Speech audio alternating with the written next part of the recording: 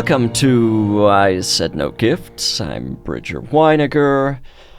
We are in the studio. If you didn't listen to last week's rerun, that's first of all, come on. But I left a little message on that one because I like to take care of everybody, and in that episode I let everyone know that I'm alive, and now again I'm still alive.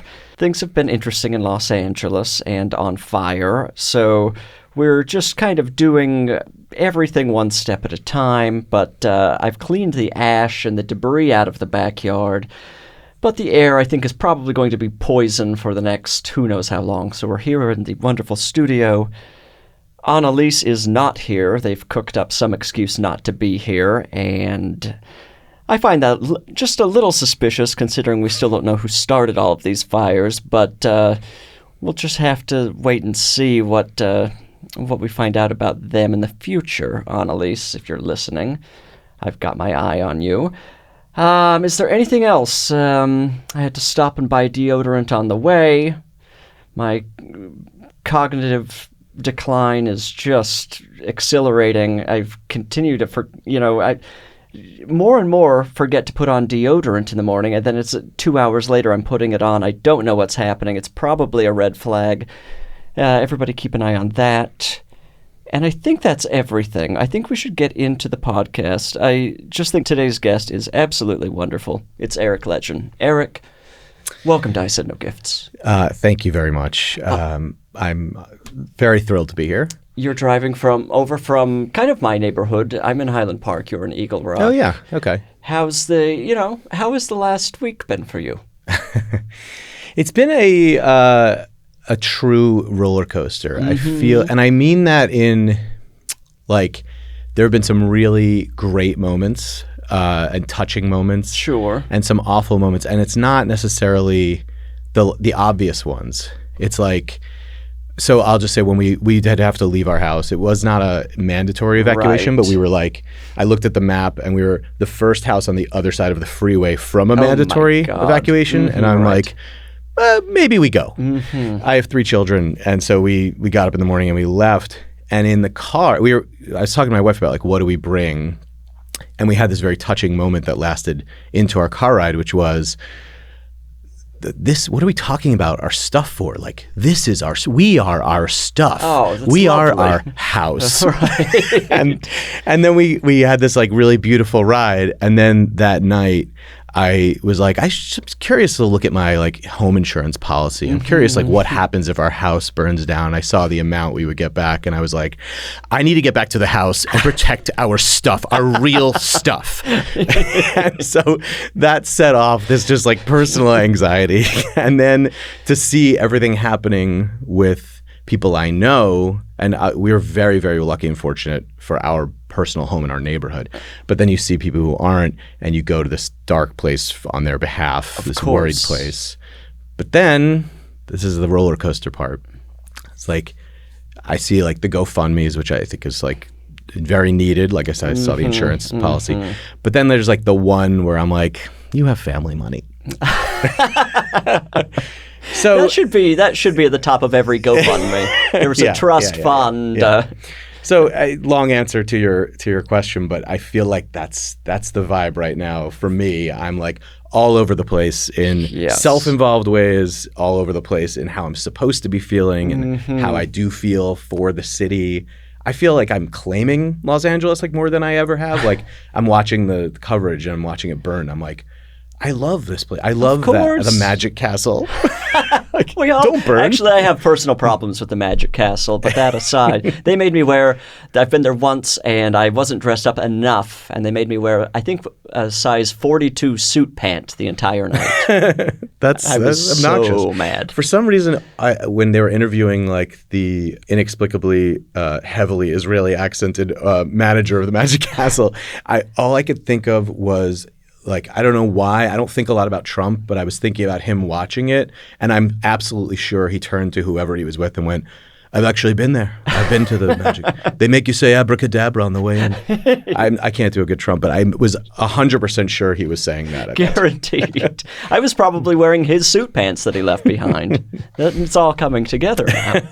No, the thing that was crazy to me, I went to bed Tuesday night when everything was really starting to blaze and there was it's only going to get worse sort of information. And I slept so well. I fell asleep almost immediately, had a full night's sleep.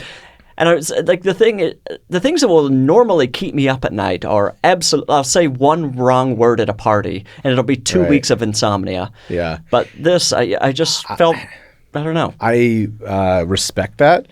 I am jealous. I have 3 children, and it's not just that I'm worried about them. It's that my wife and I think we have what's a very typical dynamic where one parent is the anxious warrior and the other one's the it'll be fine. And I'm the it'll be fine guy. But what that does to you is the warrior just drops things on you. And if you are the one, the lackadaisical one, you're the one that's going to be in trouble if your family burns. Right. And you were the one that said not to worry about it. So my wife's just I think we should evacuate, but that's fine. Let's go to sleep. And so then I'm up all night, checking the alerts on this, watch duty. And I'm the sentry who's up all night, even though I think it's going to be fine. And then we woke up and, of course, I looked at it and they had all moved towards us. And I was we actually do have to flee. Creeping feeling. Yeah, now I think... Did you leave? I left. I left Wednesday morning, which was another thing.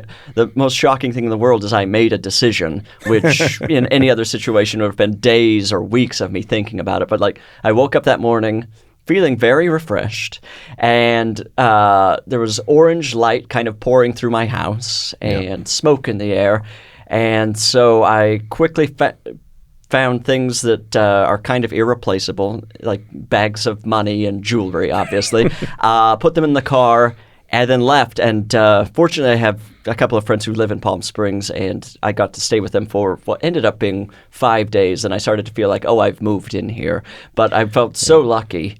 And someone's going to make a $2 million indie film about the Palm Springs crew. It'll be the worst thing that's ever existed. It's going to be called Deserted, and everyone will just hate it. Yeah, the running around grabbing things is truly insane. If you hadn't thought about it before, I think the only thing I grabbed, we have this one box of documents that nobody would care about except us, but right before they left, I was oh wait, and I ran into the closet and I grabbed $300 that I had in cash. And I had cash in my wallet, I had a few bucks, but I was just this is this'll change. I know that per ounce, this is the most valuable thing in the house. You leave your children behind. You've got $300 on the freeway. It was strange, and I wasn't even sure if I should come back yet, except for starting to feel I was being rude staying at my friend's house that long. So I think just me being anxious about staying in someone else's home was what really drove me back to a city that was still kind of actively on fire. But now I think we're past the worst of it. I think so. I mean, I did this. I was at my mother-in-law's, and then we had a bat mitzvah to go to in San Francisco. Oh my God. And we were I had canceled it all, and then we were just talking about we're just going to be here, and let's say our house burns down, wouldn't it be kind of fun to be dancing to celebrate good times at a bat mitzvah, as opposed to just sitting here watching it on the news? So we went, and then we came back, and it was just seeing the air quality as good, which I know we've got all the seeds of doubt of what's this is something I'm very you're listening to AQI. Okay. You've looked at 5 different apps and outside with your own eyes and nose. And it again started with my wife going, I don't think we can go outside without a mask because I know the AQI is good, but I saw that there's other stuff in the air. Where'd you see that? It was in a comment on Instagram under a video that someone I don't know posted. But then it's so then it's on me if we get lung cancer. Exactly. So I did some digging, and I'm maybe it is not good. I don't know. So, but we're here and we're staying mostly inside. Right. Yeah, the air quality thing, I'm I guess I'll just put on mask. I mean, as opposed to the typically crystal clear air in Los Angeles. Right. It's like, I don't Right, what are we right. talking about? But I need to stop getting news from Instagram from my most mentally ill friends. I think that's the thing. Just the most anxious people in the world, just giving me the most panicked takes on everything. Yeah, it's truly a major player in the downfall of our society. But I am on it constantly. Oh, yeah, of course. That's where I was getting most of my news about this until somebody posted a thing that was like, that truly made me think, oh, now my house is going to burn down. So I looked at the full article and I was like, oh, this is nowhere near me. Context helped a little bit. Yeah, right. Ugh. Well, anyway, have you seen this documentary about the man who's trying to live forever? I have not. Are you familiar with this guy? I'm familiar with him, like the things people say about him on Twitter. What are they saying about him on Twitter? That he's like a ghoul and that he's it's like the drinking the blood of the young type vibe, yes, right? except for it's his son that he's okay. drinking the blood of, essentially. It is so bizarre. I'm shocked that guy's a dad. He does not give dad vibes to me. I think he has several children, but I think a lot of the family is estranged. But the oldest son has kind of come back into his life just at the right time to give him his blood, of course. Yeah. Is it plasma, blood, both? That's a good question. I'm not trying to correct you. I just don't know. I feel like I've heard a lot about plasma. You're on his side here. I think it's the plasma he needs, and there's a benefit to his son because no, I don't know. And there's some vitamins I'd like to sell you. It's probably, what am I talking about? Plasma, probably? Maybe? I don't know. But you got to tell me if you want me to watch these documentaries before I come on the podcast.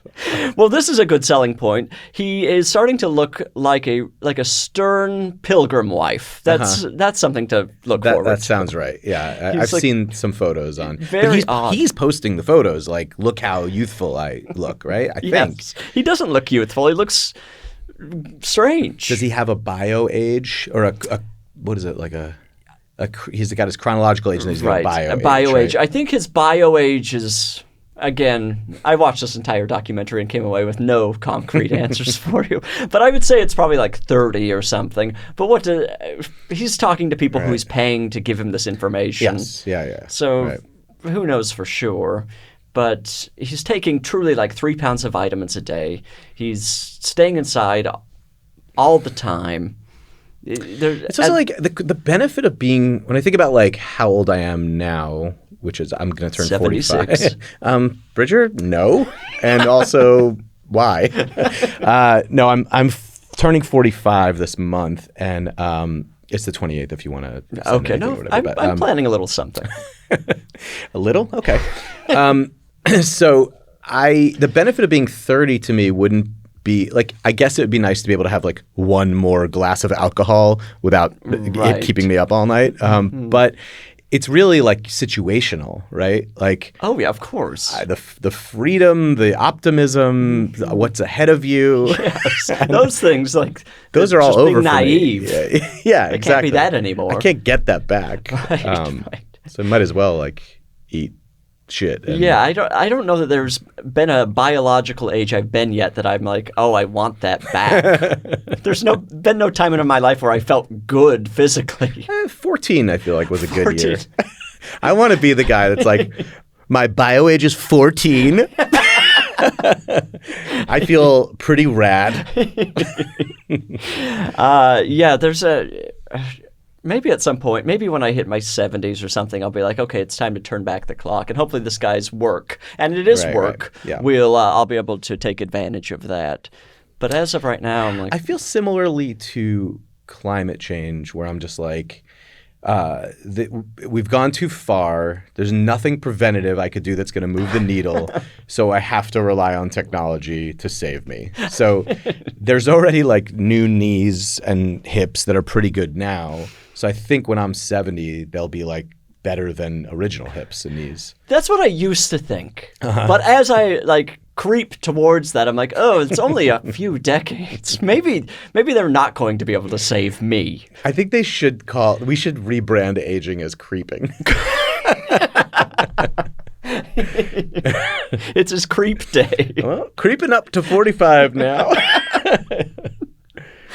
No, I used to be like, oh, I don't really have to take care of myself because eventually they're just going to have something. Yeah. And I'm like, I am starting to be like there is some stuff I'm doing that I'm trying to be like, especially from having kids. I am just like, I want to see what happens. It's just pure curiosity about like what's going to happen with them. That has nothing to do with love. No. The love is there. The love will live forever. But I will not. And I make that clear to them every day. I am going to die. Multiple times. Before and after every Good morning, meal. sweetheart. And so like, yeah, I am starting to think about that actually. I'm like, I think I've put it off enough that I need to start like doing all the stuff they say you need to do of just like less processed food and working out with weights, I guess. This is the real new thing. I think I feel like there's an article every day that's like, swallow as much protein as you possibly can every day while working your muscles. I agree with you that it's a new thing in terms of like they've proven it, but it's hard to say it's a new thing. No. Lifting weights and eating healthy is not at the forefront of lifestyle science, but it seems like it is. It's a fad. And it's going to blow over like any of their TikTok craze. People are going to stop lifting weights and taking care of themselves. So what dietary changes have you really made? What are you eating? This is all aspirational. It's all stuff I've been saying I'm doing. But it's like then like the fires happen and you're like, I'm not doing that now. I'll do it when fire is over. Yeah. When we've conquered fire, then I will start cutting out sugar. That's not like natural. I think, so that's the goal. And fasting. I was doing well with fasting for a while. You were doing fasting. How, like every day or was it once a week? I was doing it like every other day. I wouldn't eat all day long, like from wake up to dinner. Right. And then I started actually feeling good from it pretty quickly. Okay. And so I would do longer and longer fasts. And then I got up to like a 5-day fast where I didn't really eat. I had like a cup of broth or something. Oh like my every God. other day. 5 days? Yeah. And then I started to have some health problems. I hope so. You deserved it. I don't think related to the fasting, for the record. Okay. But when I'm going through, I'm finding as I get older, I somehow get more fragile. I thought I was going to get stronger and more resilient and more stoic. I'm getting more I'm going the other way with it because I'm kind of like I like to go against the way things are just supposed like common to be. knowledge. I'm a contrarian. So I'm getting weaker willed. And anytime like something disrupts my schedule, the fire, if I get sick, if like one of my kids has something going on, all bets are off for like self-care. So oh yeah, of course. So I kind of stopped doing that. But I'm trying to get back to that. And I think sugar is a lot of it for me. Right. If I'm not eating it, I do feel better. And like when you're fasting, I mean, for me, and it's not fasting. I'm just like between meals in the worst possible mood. Right. Did you refer to the 3 or so hours between breakfast and lunch as fasting? Okay, extreme fasting. Yeah. Does it affect your mood? Sometimes it does. And the first time I did it, it did. I used to fast like once a year for Yom Kippur, the Jewish holiday. And it would always affect my mood. But when you do it like a few times in a row, I would say by the second or third time, I was like, oh, this feels good and right and actually gives me energy. Wow. The way it was explained in a book that I didn't bother to look if there was any proof for was that from an evolutionary perspective, when we would go on the hunt, we would go without food for these long hunts. Right. And then if you didn't catch anything, like the people who would then just die were sort of like weeded out. Oh, interesting. But the people who found losers. like another reserve of energy and actually clarity and more focus would get better at hunting. Oh. Because somehow your body's like, we have to. Yes, we have to. Yeah. So for me, it would be like, we have to find this blow for Act 2 of Episode 3. This was going to be my question. Were you doing it while working? And you were. Yeah. Oh, God. I would be an absolute nightmare at the office. The writers didn't like it. But no, I didn't do it for. I actually like this last season of the show that I was doing. I ended up in the hospital in the middle of it, and after that, it was like there was no fasting, there was no regard to anything except what I needed in the moment for the last few months. Right. Yeah, I've had bosses in the past who will do fasting, and you knew the day they were doing it because like suddenly no pitch was being accepted. You were doing so much more work, and it's like, oh, they're just in a bad mood. Nothing will please this person, and you hope that they accidentally eat a lifesaver or something. Right, yeah.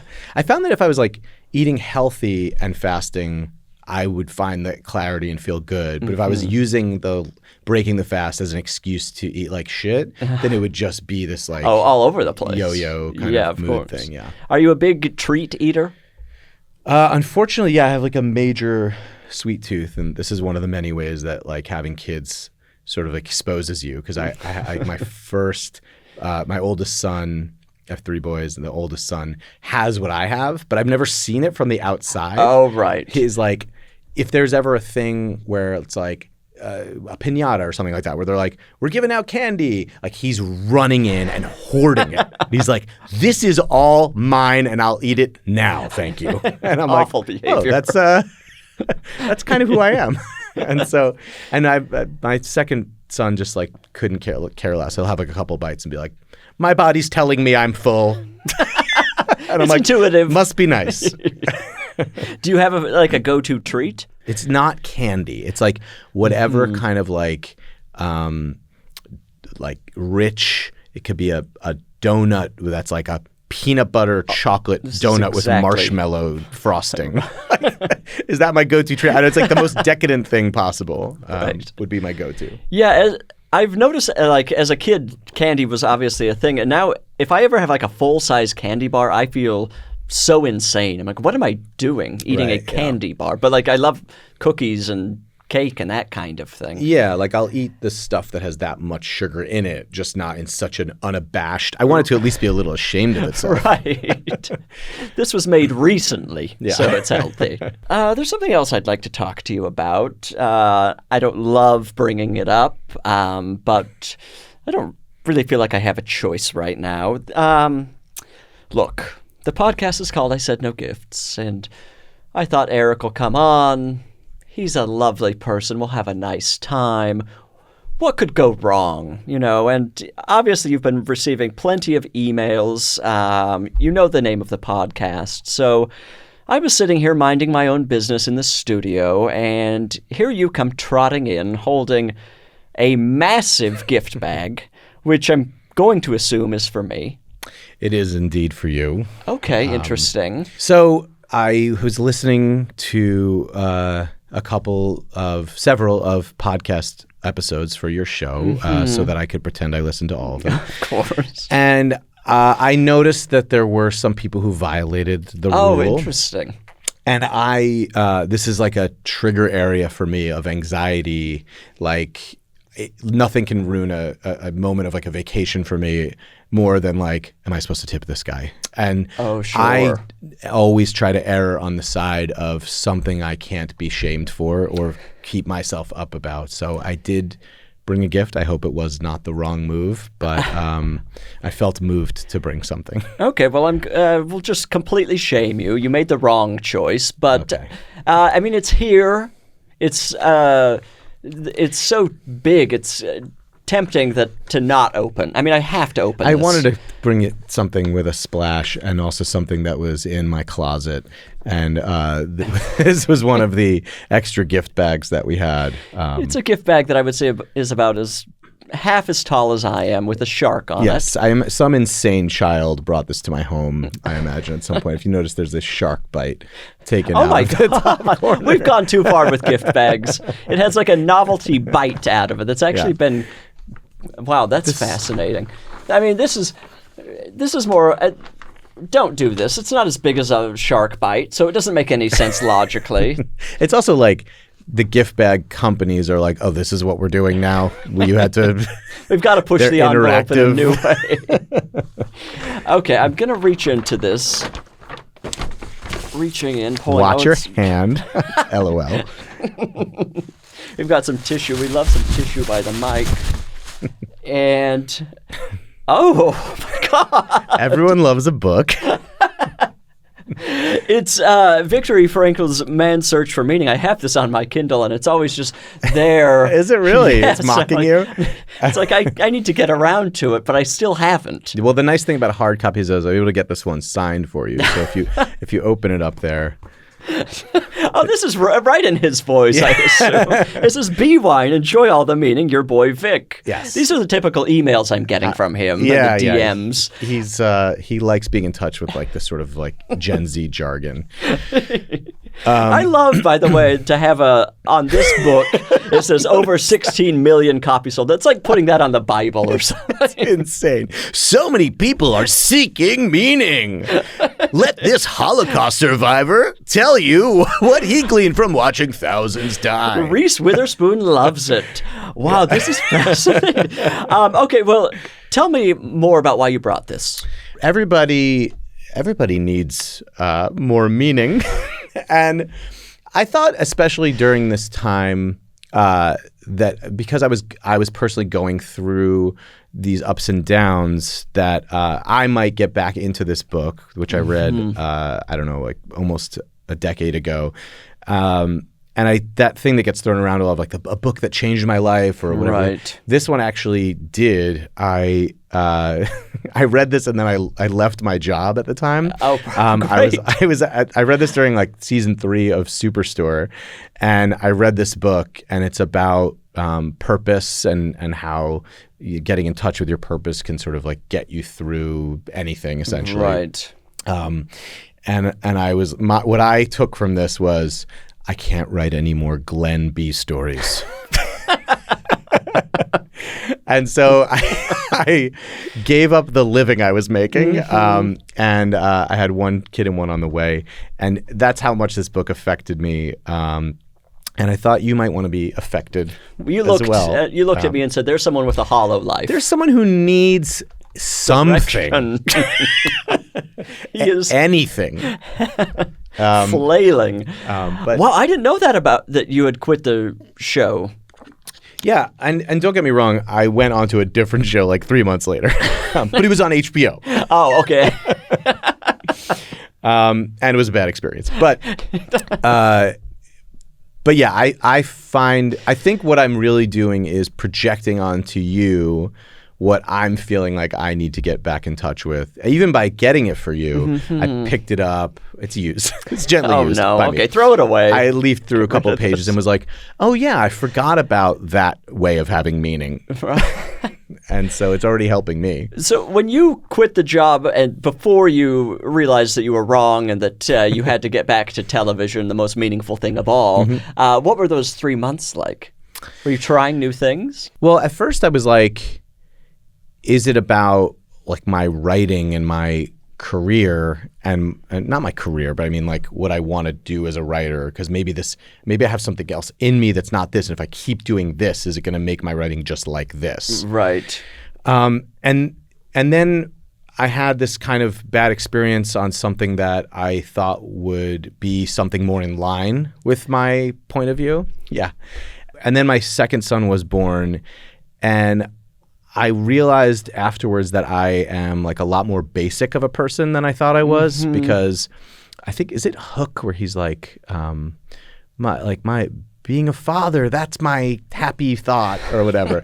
I realized afterwards that like my kids and my family really were what I felt like was my biggest purpose. And it's not like that took away from all the other things I wanted to do, but it made those sort of in service of this sort of greater, at least greater for me, thing that just meant so much to me as a person. Don't remember what your question was. But you did the powerful combination of Hook and Man's Search for Meaning. And then, okay, so circling back, okay, I can stick this landing, I swear. And so then I realized like, well, if that's true, then if my job doesn't have to be my identity, then maybe my job can be something that makes me happy, that I actually enjoy doing, and I don't have to put so much on it that it has to be everything for me. Right. And so I ended up going like back into these like sitcoms and having so much fun working on them. I worked with my friend Sierra on Rutherford Falls. I went back and worked with Justin Spitzer on American Auto, and I was just like having a blast again, like just laughing with people I like all day, and then coming home to like my beautiful sons and wife and family, and that also like stops me from sleeping and occasionally makes my life absolutely miserable. Of course. But I found some balance that I think now, partially because I have a baby that's again ruining my life, I'm hoping to get back to. Is this therapy? It is. This isn't being recorded. Okay. No. I'm going to charge you after this, and it will not be covered by insurance. So I'm still going to submit a super bill, but that's fine. We don't accept the super bills. I will make your life hell. I will send the super bill to the company, and I will find a way to subtly signal Luigi Mangione and just put him in the zeitgeist of the super bill, to put a little fear of them into. No, I think that's very nice, because I think as a writer myself, like you get into these TV writing rooms and frequently people are so miserable, and you're supposed to be doing something fun and enjoyable, and it can be, but it becomes so stressful for almost no reason at all. Mm-hmm. People just start layering their personal anger and problems into it, and the thing, you're like supposed to be making funny television and everyone's mad. Yeah. So to be able to just be like, to even push a little bit of that away, I think is nice. And then you get to go home and not be mad. Totally. I think it applies like on a micro level like that, and in the sense of like there has to be joy in the room to make a really funny show. Mm-hmm. I think, unless it's going to be like super cynically funny and that's it. There is going to be a ton of stress, as I found out running my first show this past year. But I think it's the job of the showrunner, and to a certain extent like the number two on the show, to kind of absorb some of that stress and find ways to get it out that aren't putting it on all the writers who sort of do have to be protected like babies in a way, just in the sense of like they're there to like have fun and solve problems, but also be playful and come up with creative solutions. And, so you do need like the vibe is a real thing. But also I think like the times we're in, like all you hear is about how dark the times we're in are and how bad everything is. And I don't subscribe to that. No, well, you voted for Donald Trump. We're all good.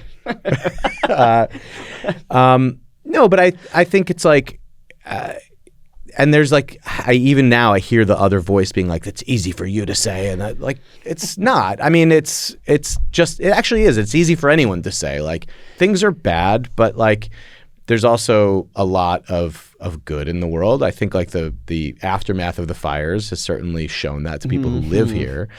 And so I do think that like having something that's an anchor in your life, and I'm so sorry this isn't funny, but having something that's an anchor in your life, I do think can really help you change your perspective on what's happening in the world. Of course, having something meaningful. Yeah. And obviously like sometimes moment to moment things can be horrible, but like, I remind myself of that all the time. If I can just like zoom back into my own body and life and just like look around, I'm like, okay, like I'm okay. I'm watching TV. Yeah, that can be yours.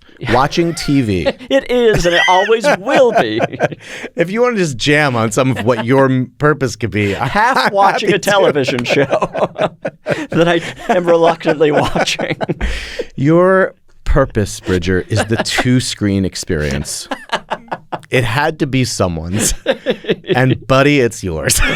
That's the real gift. It's not the book, Bridger. It was never the book. It was never going to be. It is the book, but no, I really could pick up some hobbies. I could use more things in my life. I was rock climbing for a while, but then stopped doing that. And rock climbing, yes. That's indoor rock climbing. Let's not get crazy. Oh, okay. So foam climbing. What is that material? Like hard plastic climbing? All I know is it ain't rock. It's certainly not. And you will never see me on the side of an actual rock. No, thank you. Yeah. But then that went away, and I realized, I've got nothing else. I was picturing you like free soloing. And I was just like, Who is this person? And you're like, no, at the Pasadena Community Center. There's a little 6.5-foot wall. Do you have hobbies? I do have hobbies. I went I went a lot of my life without hobbies. After my midlife crisis, I feel like happened around 39. In the anticipation, I was trying to get ahead of it. Keep an eye on 78, everybody. And I suddenly started just like jumping into stuff. I had very lazily played the guitar my whole life, like just chords, just so I could like try to figure out the basics of a song. And I was like, I should try to get better before I die. I might as well try. Sure. And then I started, I had like hurt my ankle playing basketball and I was in bed for a few days and I started trying to learn Italian on one of those apps.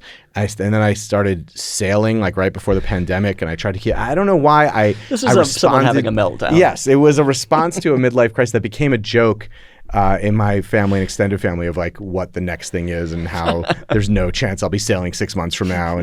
But I started just like picking up a few things and just going with them. And I started playing tennis about a year and a half ago, and I went to my first. I took a lesson with this guy who was about 97 years old, and he told me he had to sit for most of the lesson because he was like in an extreme pain because he needed surgery that kept getting rescheduled. Anyway, he took this. He was like, I'm going to take a video of you, and this will be like the before, and then we'll do like 6 weeks of lessons, and then we'll show you how much better you got. So I'm like, I haven't hit a ball since I was a kid. So I get him mostly in, and I'm like psyched. And after a few, he's like, all right, stop. I got to turn off the machine. Hold on, we're gonna stop the video. All right, I think we're not ready for the before video. What? He says, I'm not good enough for the before video. He wants me to take a few lessons and build up to the before video. This will destroy your self-confidence. And I'm telling my wife this, and she's in between laughing at me. She's like, well, he's probably trying to like neg you so that you'll like take more lessons. Oh, like, interesting. And I was like, no, I signed up for an hour and a half, and he cut it after under an hour and was like, let's just wrap this up. I'm sick to my stomach here. And so I took that as a like, now I need to get good at tennis. Like now I need to learn how to play tennis. So I hired this local coach in Eagle Rock named Merlin to teach me. Merlin. I love the name Merlin. It's such a good name. And so we've never addressed it. I've never been able to be like, so let's talk about Merlin. I mean, it's just like, this is his name, and that's it. And I'm not allowed to say anything. You have to address that with that name. Anytime you introduce, when you say, my name is Merlin, you have to say something. And here's why. It should take you no less than 6 minutes to introduce yourself when your name is Merlin. There needs to be at least one apology. I guess we can't say his name on the podcast, but I assume it's Jones or Anderson. Right. Merlin Rabinowitz. Yeah. So are you feeling like you've gotten to a point that you could at least do a before tennis video? I've certainly graduated. Okay, that's nice. Well past the before. Do you get competitive? I do, yeah. I'm a competitive person when I'm like into it in something, and so I've been taking these live ball classes recently where you're kind of like cycling through like these little mini battles. So it's like a group class.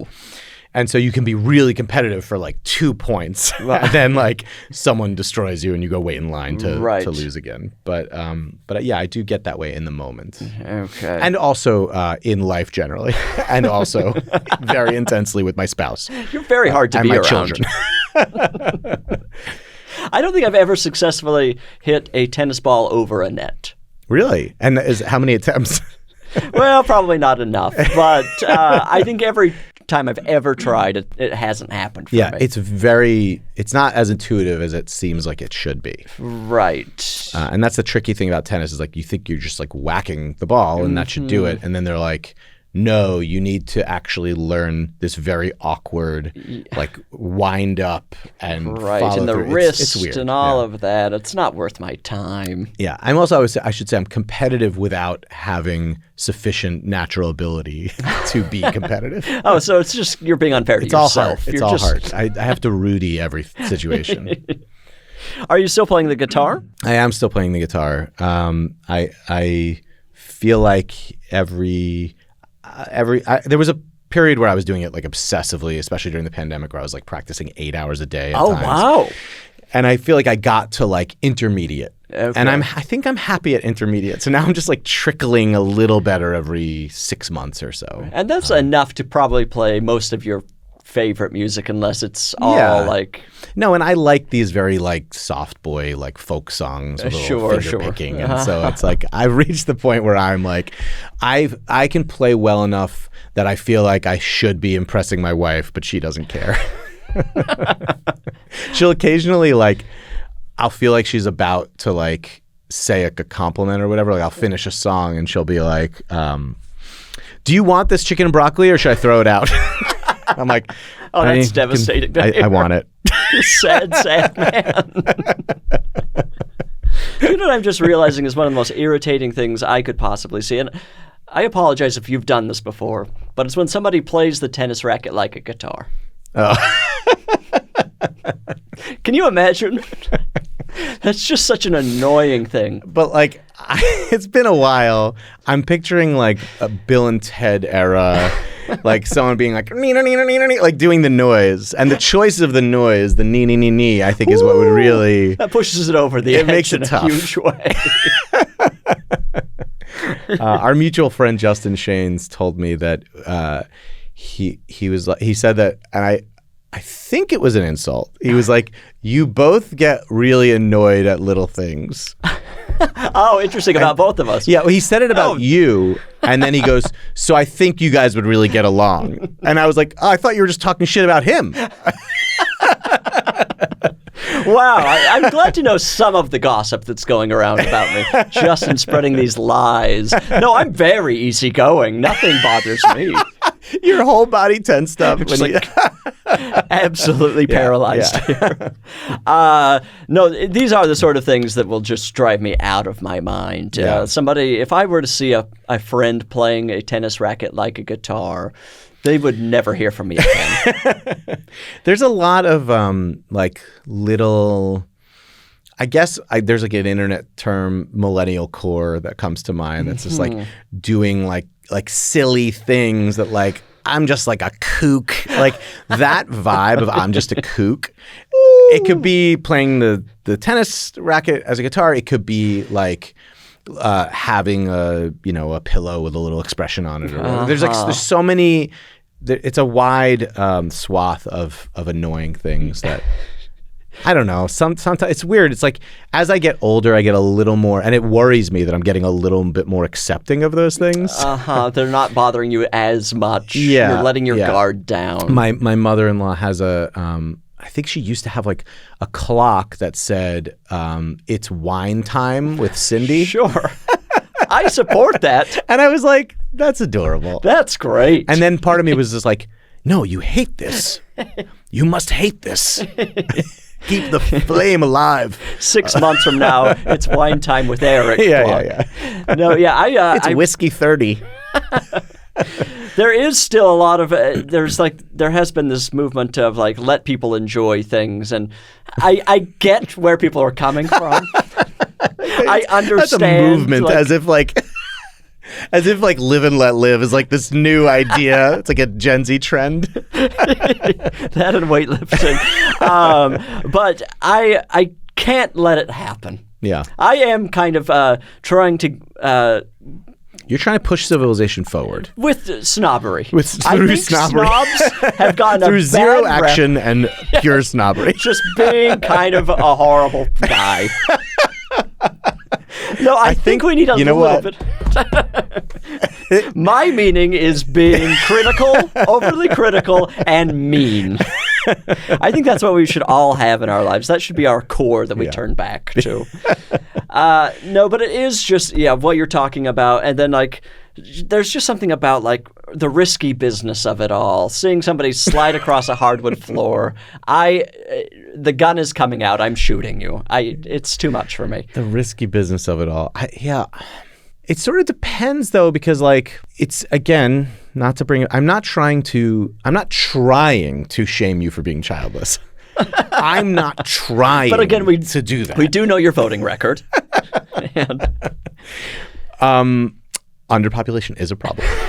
No, but like you see kids do these things from this like pure place, and like for some reason when you said that, I was picturing like one of my kids sliding across the floor in their socks, and if they did that, I would be like, that's the greatest thing I've ever seen. But again, it's just child.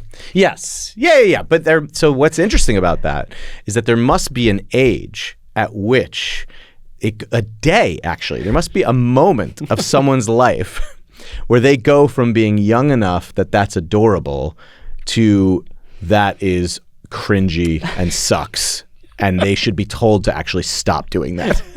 I think if you can file your taxes. When you're responsible for your taxes, none of that goes anymore. You're giving a lot of leeway. So you're saying like, so those like 19-year-olds in college can be walking around with a tennis racket. They can do the Deliverance banjo song. Okay. Is banjo as bad as guitar? When you learn to read. When you learn to read. Okay. Banjo, not as bad. It's not as as guitar. bad. Why is it not as bad? Because it feels like it's a little riffing on the guitar thing. Right. Like, we're taking one step removed. I'm making fun of the people who play guitar on tennis rackets by playing the banjo on a tennis racket. Okay, now I'm off board again. No instrument, unless you're doing it as a stand-up bass. So what if someone's doing it to you, knowing you hate this, and they're doing it, but they're still doing it? Does the irony of it like supersede the fact that they're still doing it? I agree. I agree. You might as well be ironically shooting someone in the head in front of me. It's still a bad thing. Yeah, I think I agree with that. Don't put that image in front of me. Justin was right. Also, speaking of Justin saying little things bother me, Justin Shains, I'm just going to put him on full blast. I'm sure you've had a list going in your head since I said that. How dare he?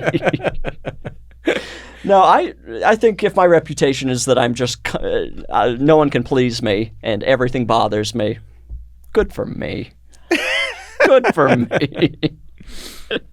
What is there any other little thing that really that stands out that bothers you? What's something you just can't stand? This is so unfair because like of all the strangers that do shit constantly, that really bothers me. I don't love a virtue signal. I Sure. really don't.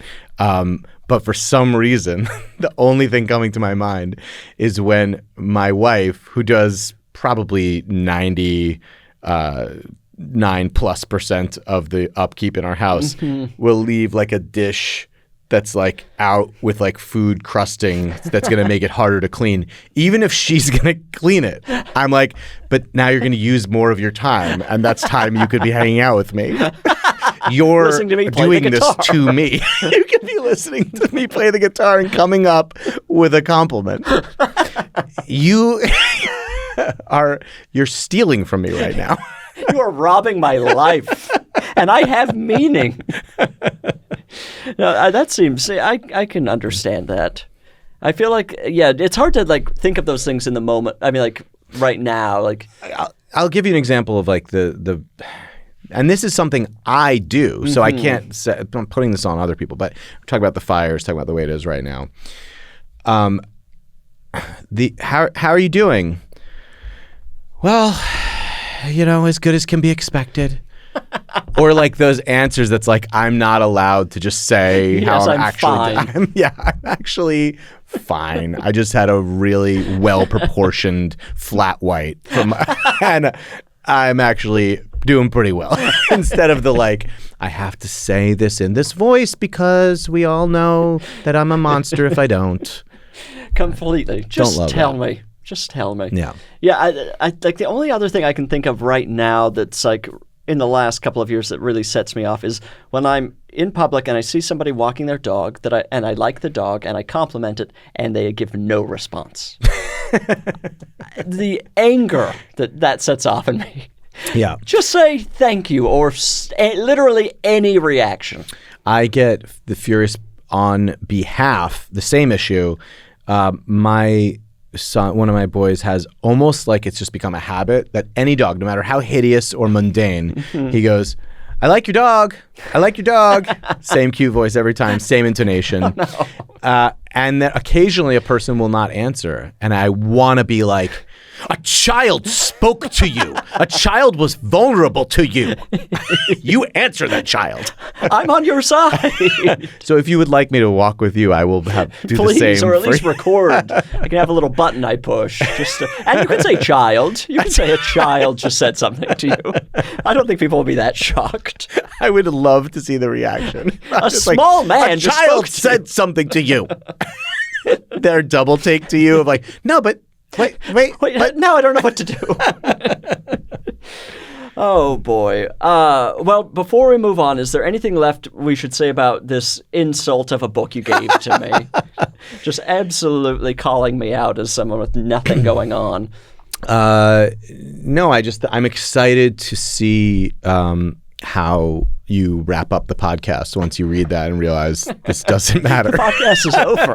This isn't what have I done? Are you going to delete all the previous ones? Yes, they'll be scrubbed from the internet. There will be no trace of this thing ever happening. So that's why we have you sign an NDA before. Do you care that no one listening to this podcast has any idea who I am? Because I was listening to one of the sample ones I listened to. You were talking to someone who was like known, and you were like, this person needs no introduction. And I remember distinctly thinking, I'm going to need a long introduction. And you jumped in. I was like, people are like, I don't care. I'm here with some guy, and no, you're a person in the world. You've created funny television. That's the thing about this podcast. I don't care about this, like the entertainment industry element of it at all. I like the less we talk about the worst business in the world, the more I. And so if the listener has a problem with that, that's their issue. Okay. I knew you would be fun. That's literally all I care about. Well, I should say the times that we have met and talked, I've always really liked you. You're very liked across the board, and I was eager to listen to some podcasts and find out why I don't actually like you. There's so much evidence. It hasn't happened yet. I got to do a deeper dive. Mountains of evidence. You're going to despise me. Okay, well, we're going to play a game, but I need a number between 1 and 10 from you. 9. Okay, I have to do some light calculating to get our game pieces. So right now you can recommend, promote, do whatever you want with the microphone. I'll be right back. Oh, okay. I feel like someone's going to say something like scolding to me if I don't mention my show, St. Denis Medical, that we just got renewed for a second season, and we're on NBC on Tuesday nights at 8 p.m. and then on Peacock, which is an app that exists probably on your devices. And it's a mockumentary that takes place in a hospital in the emergency room. It's a great show. Thank you. And at least Naomi Ekperigan, former guest of the show, writes on it. I love her. And it's got a lot of great people working on it. Go watch the show. What are your 5, let's say, favorite storylines and maybe well, let's start with characters and go from there. No, it is a good show. I mean, especially right now, there is no comedy on television it's worth wild, watching. Right? Yeah. So to see a good, solidly made show that I don't know, it feels like we're moving back towards actual sitcoms. I think people are starving for a sitcom. I think so. It's weird to people are actually saying that. Yes. That they, and I get it. It's completely. That seems, I don't know, laughing seems important. Like something positive. I don't know. Listener, go watch it. Support something decent for once in your life. This is one of the playing tennis racket as guitar things would be because if we didn't laugh, we'd cry. Now they're flooding in, saying we're storytellers. No, I support that because we are, and what we do matters. And yeah, okay. Oh yeah, there are plenty of those. Once you start thinking about things fellow people. Yeah, that's the thing. I wasn't thinking about people. Just think about someone you dislike. A lot of the dislike. things I don't like are people related. Start describing their behavior. Yeah. Okay, this is actually a good game for both of us. It's called Gift or a Curse. I'm going to name 3 things. You're going to tell me if they're a gift or a curse and why. I know the game. I'm an avid listener of 3 episodes. Oh, bullshit. And then I'll tell you if you're right or wrong, because there are correct answers. Okay, so this first one is from a listener named Colin. Gift or a curse, a very chatty mail carrier / mail person. As is often the case with these that I've found, and I've tried to put myself in this chair and gone, how would I answer that on the day? When I'm sweating and I'm panicking. There's a lot of variance here because I love my occasionally chatty male person. He is a wonderful man. So out of being a person who's trying to get in touch with my optimism again and not be so easily rattled by the world, I'm going to say that it is a gift. You want to hide from your mailman? Hide from your mailman. But I, for one, am going to face him. I'm going to try to do bits with him that he's not going to catch on to the fact that they're bits, and he's not going to yes and properly. And then we're both going to leave feeling awkward, but we're still going to smile, and I'm still going to tell him to have a great day and still stay safe out there. Stay safe out there. He hates you. He showed me his step count once. It was alarming. Eric, correct. It's a gift. First of all, I love a male person. I love a male person's outfit. I love everything about the Postal Service. And this is one job. But first, I should say, I'm probably so off-putting that none of them have ever talked to me. I'm just completely unapproachable, apparently. But it would be a dream to suddenly have this chatty friend who's kind of locked into my life. They unlike other people, they can't not respond to texts. They're at my mailbox every day. I would love to have a chatter. Yeah, I think it's like Renee, my mailman. I don't think he'd be shy about me saying his name. He's trying to get his address is. He has like chatted my kids up, and that's like micro babysitting. Okay, and I'm very appreciative of that. This person's starting to push some boundaries that I'm not totally comfortable with. I went to a movie with like a new friend once, which doesn't happen much as an adult male, and he brought a couple friends, and one of his friends brought his mailman. What? That I found to be both alarming and insane. How was this? How did they explain this to you? This is my friend Neil, the mailman? He said, I don't think he said it in front of him. I think it was like, this is my buddy Neil, and that's actually his mailman. That's incredible. What a beautiful relationship. Yeah, we saw Maverick together. That's a great guys movie to see. Wow. That's an interesting, it's dangerous to have a mailman that deep in your life, because if there's a betrayal or if they do something that they cross a line, they still have to come to your house every single day. Yeah, what if they see something you don't like? Some organization you've joined that is... They start seeing return address, the KKK, and suddenly there's a problem. Okay, well, you've gotten one correct so far. We'll see what happens for the rest of the game. As I said, I'm competitive, and I'm getting a little bit of a charge right now of like, I don't know if it's adrenaline, but it's like it's some hormone that's coursing through my body that wants to win. You're going to leave the studio very angry. Okay, number 2. This is from a listener named Lizzie. Gift or a curse, audiobooks with celebrity narrators. I have to say curse because it's very distracting, I would think, because you're thinking about all their personal shit, and there are probably better readers. Maybe a reader who likes to read the Harry Potter books to his children, who does all the voices, who would love to have that gig. But suddenly, all of a sudden, it goes to John C. Reilly or something. Doing the worst British accent. I'm going to say curse. Correct. Yes. I can't believe this. I can't do a celebrity voice in any situation. It is so distracting to me. That's all I'm thinking about the entire time. When I see an animated movie, I don't want celebrities voicing anything, because I'm just now picturing and thinking about them, and it's poisoning the experience. Unless it's their memoir. Sure. That, okay, of course. Of course. I'm not only fine with that, but I find it highly sus, in touch with the young people, highly sus Gen Alpha if here. they didn't read their memoir. What is that about? That is bizarre. How am I supposed to trust anything being said at this point, if even you won't stand behind it? Right. No, that's the only time it's appropriate. Otherwise, keep your celebrity narrators out of... and this is also speaking as someone who doesn't listen to audiobooks, but if I were to, I would be enraged to have Glenn Close reading my John Grisham novels. You should read you should listen to the audiobook of Man's Search for Meaning. It's Nick Cannon does the.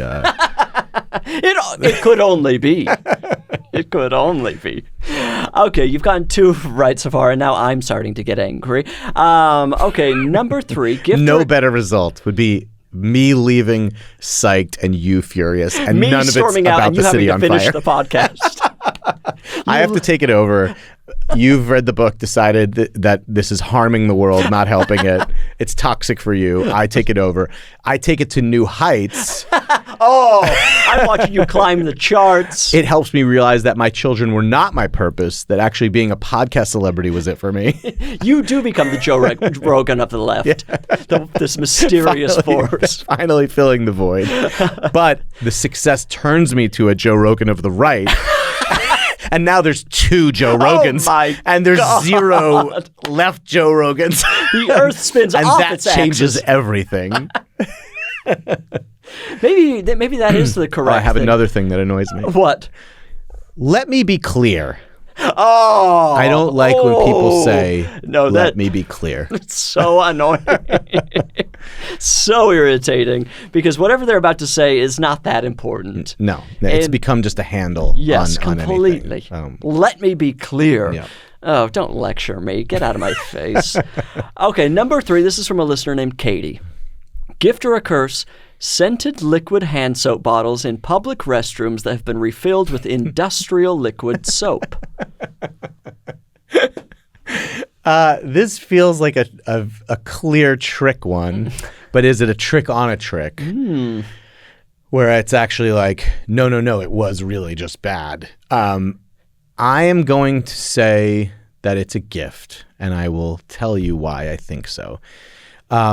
When you started with scented soap in public spaces, I was like, fuck that. You don't decide what my hand smells like. Even I don't decide that. The world decides what these hands smell like. And that's how they smell. But anyway, if it's filled with the industrial soap, you know you're getting a bleachy, sanitized product. There's a charm to like some human being went to the trouble of using, I guess, all of the original soap and then refilling it with what is clearly fraudulent pink soap that is not Aesop or whatever. So there's something that makes me smile. If it makes me smile, as we said, laughter is important. It's a gift. And that's my final answer. Oh, my God. Oh, you win the game. Yes! I love this. First of all, we're being very frugal. We're making do with what we have, and I love it. I absolutely love it. That bottle shouldn't be thrown away. That bottle, I love the pink soap. Who cares about the expensive soap? When you see kind of the medicinal fancy bottle, and then you pump it, and you're getting the pink soap, my heart is aflutter. Yeah. I'm so happy that we said, okay, we spent $50 on the first bottle. From now on, we're getting the bags of pink slime, and the customer can deal with it. Also, we live in America, so if there is a bottle that is refillable in a public space that you can be private in, someone's put in some weird liquid in there, and it probably came from their body. My mind. And the pink soap purifies that. Yes, that stuff is designed poison. For America. It's essentially penicillin in there. it's penicillin. It's an absolute gift, and I couldn't be less happy with how this game turned out. And I don't even know what to say at this point. But good for you. Part of me wants to ask for like an hour-long bonus round, but part of me is like, take the win. Why are you trying to double down? This is why I don't go to Vegas. Why am I doing this? You could ruin everything. Okay, well, congratulations or whatever. Who cares? This is the final segment of the podcast. People write into isaidnogifts@gmail.com. My listeners are desperate for answers in their own lives. I don't like to say it. I'm not proud that most of my listening audience is just constantly dangling from a thread, but I try to help and get them back on the path. Will you help me answer a question? That's what I'm here for. Okay, this says, okay, well. It's literally not why I'm here, but sure. I'll decide why you're here. Sure. Okay, this says, Dear Bridger and surely amazing guest. That's very nice. I hope you're having a great episode so far. Well, it's been fine. I would say fine at best. I knew how fragile your ego was. I should have let you get me on one. Okay, I'll say it's been a very bad episode, and it may be unreleasable. Okay, it says, I need help deciding what to bring for a couple hosting a New Year's Eve party at their house. And I will. Okay, so we're clearly like catching up here. Well, there's always another New Year's Eve party. It's in the North Hills of Altadena, and I think it's going to be a real. Yeah. You know, we're trying to catch up. Listener, you're going to have to use whatever advice here at your next party, and that's your fault. Okay, I need help. I need help deciding what to bring for a couple hosting a New Year's Eve party at their house. They are the oldest friends of my newish boyfriend. My guy took me to their Halloween party too, but it was before we were official. So we brought over some drinks for ourselves, but nothing for them / the party. Okay, what, you each brought a beer? Okay, whatever. I think they're a little suspicious of me dating their friend because I'm the first girlfriend since his divorce 2 years ago, and we are non-monogamous, whereas they have a traditional college sweetheart type monogamous straight marriage. Ugh, what a mouthful. So I want to bring them something this time to make a better impression. Okay. Well, don't make it this email. That's my first piece of advice. Crumple this up and throw it out the window. I know you printed it. Details to know. We are all mid to late 30s living on the east coast of the United States. The hosts have 2 extremely cute dogs and 1 medium cute dog. Oh, that's rude. Why? They are great cooks. Italian and Puerto Rican cuisine. He's in a very loud band, and she is a nurse. Oh, interesting. You've got a lot of insight here. My best friend and fellow listener, Eve. Okay, now we're bringing another listener into this problem. My God. Eve suggested bringing something for them to have for breakfast the next day. We are not staying over. Eve? What Eve? Eve is almost always right. Well, I'm just going to say right now Eve's wrong. But I worry if I bring something like that, coffee, cake, muffins, or something, they'll want to put it out that night, and it will be weird. Please assist. I'm begging you. Thank you. And that's from Tito. Tito. Oh, my God. Okay.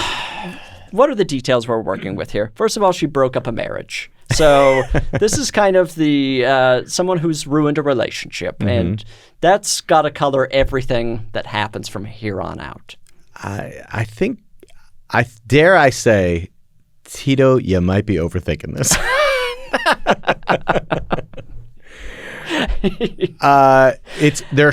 You have so many bigger problems than the one you're asking about. The ex-wife is trying to kill you, and you're worried about like a party gift. Who cares? Okay, so this is a woman. This is a woman named she, Tito, her, Tito, who is married in a non-monogamous relationship, which is official. Which is official with a divorcee. With a divorcee of 2 years, and it seems like they're at least worried that everyone in the boyfriend's life hates them. Right, all the OG or at least friends are uncomfortable around them. Right. And I'm on their side. I am on almost everyone except Tito's side in this story, including the medium cute, especially the medium cute dog. It was being slandered for no reason, just side kick to the balls of someone standing over there innocently. Detail to this poor rescue. Okay, right. Yeah. In theory, I actually thought, when I heard breakfast the next day, I was like, that's a fucking great idea. You never think of that. No. And it's like, they're tired. They're going to be worn out. I suppose you could pre-order a Postmates that is going to deliver them a couple of breakfast burritos. Oh, interesting. Or give a little Postmates gift card with a note saying that. Right. So that would maybe be how I would solve that problem. I ultimately would just grab a bottle of something and stop thinking this much about your life. I mean, if the concern is about the breakfast item, them not being clear of what it's to be used for, do something that's obviously a breakfast item, an omelet, scrambled eggs, a box of cereal. These Yes. things are not going to put out. Yes, That's a charming gift, a box of cereal and some milk. Or a box of egg. I think an omelet might be tough. I cooked this a few hours ago. Just leave it on the counter. Here's what you're going to do.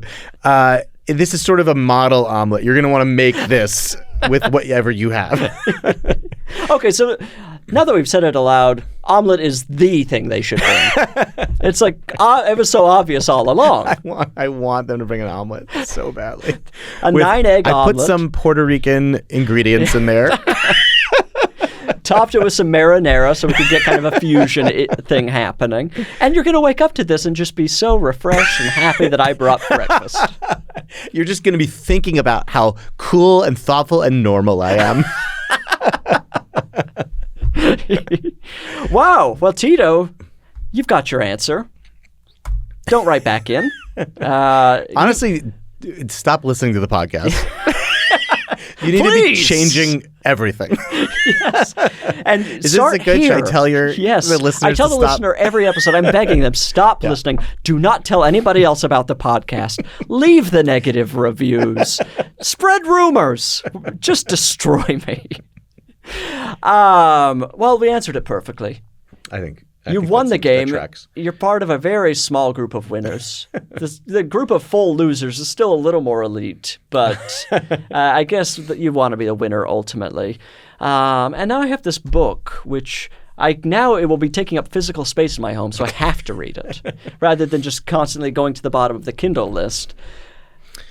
You have to read it so you can pass it on to the next person that you see flailing. I want them to know that I'm quietly judging them and think that their life is a mess. Not a mess, just empty. The opposite of a mess in a way. A mess is fun. You would love a mess. Yes. There's something to work with when you've got a mess. You can organize a mess. I'm staring into a cave. You can't organize empty. Bottomless pit.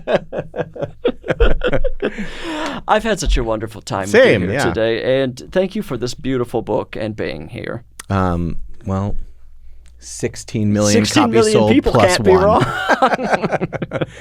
Well, listener, the podcast is over. I think you knew that. I think that if you've listened to at least one episode, you're clear about how this works. Eventually, the audio comes to an end, and then you immediately start the episode over. So soon you'll have to do that. You'll play it over and start memorizing for your lip syncs. But we'll see you again soon. I love you. Goodbye.